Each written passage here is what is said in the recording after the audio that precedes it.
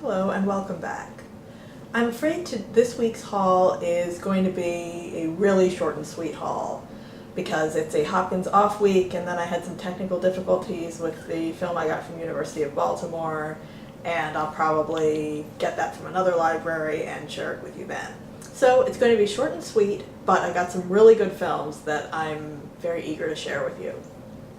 First, from Stevenson University, I got Gates of Heaven. This is yet another Errol Morris documentary, and this was the first film he made in 1978. And it's a documentary about the pet cemetery industry, but and this is not original to me, a lot of critics have said this, it's about a lot more than that.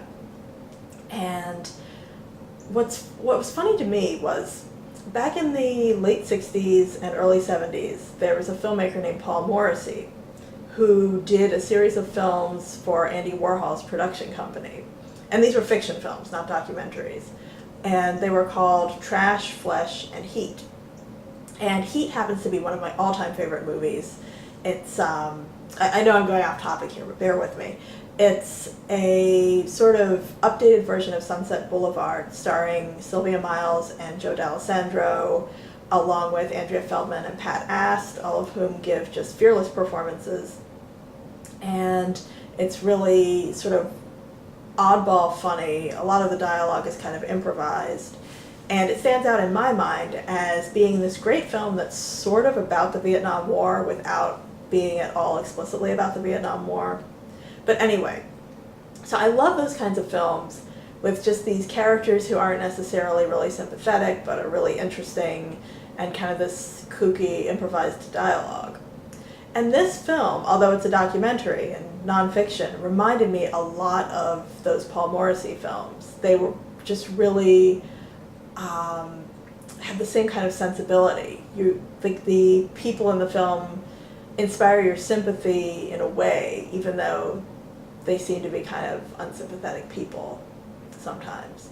But I highly recommend this documentary. My favorite part was toward the end, during the profile of the successful pet cemetery owner and his two sons.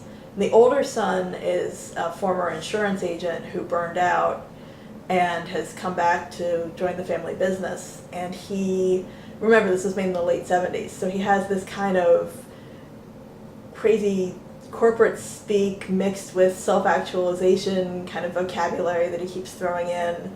And then the younger son is a recent college graduate, and he lived with a woman for 2.5 years during college, and from that experience he learned that nothing lasts forever. So he has all these deep insights into life. Anyway, highly recommend it. I really enjoyed this, and probably my favorite Errol Morris film I've seen so far. And now on to the Sights and Sounds department of the Enoch Pratt Free Library. Continuing my Shohei Imamura exploration, I got this film, Warm Water Under a Red Bridge. And I have to say, after seeing this, he is really going to have to bring it to top this one. I just absolutely love this. It's one of his later films. It was made in 2001. And a lot of his films are in black and white, and this one is in just eye-popping color. Not that there's anything wrong with black and white. Black and white can be beautiful as well, but this, it's just, if you've seen a lot of Imamura films, it's a little disconcerting to see one in color and just so gorgeously shot. This film appealed to me before I even realized it was Imamura, because just, first of all, the title's a little odd, Warm Water Under a Red Bridge, and the summary in the library catalog was kind of enigmatic. And so I was thinking, I wonder what that's about. And then I found out that it was by Imamura, and I said, well, time to check this out. And I guess the basic story is about a laid-off salaryman who goes on a journey to find this missing pot that's supposedly worth a lot of money. And he goes to a small village, and there he meets a woman who has this condition where she fills up with warm water. I mean, her body fills up with water. And the only way she can get the water out is either to shoplift or to have sex. And this is obviously, it's kind of an odd film, that's the basic plot. There's just so much other stuff going on, and there are these interludes, these kind of psychedelic, cosmographic interludes. It's just really, it's an odd experience, but just a great one. You really need to see this. I highly, highly recommend it. And next I got The Flower of Evil, directed by Claude Chabrol, who is one of my favorite directors. I still have huge gaps in his filmography that I haven't seen yet, but I tend to really like his work, although he's quite prolific. He started working in the late 1950s. He was part of the French New Wave group, and he died just pretty recently, a few weeks ago, I think.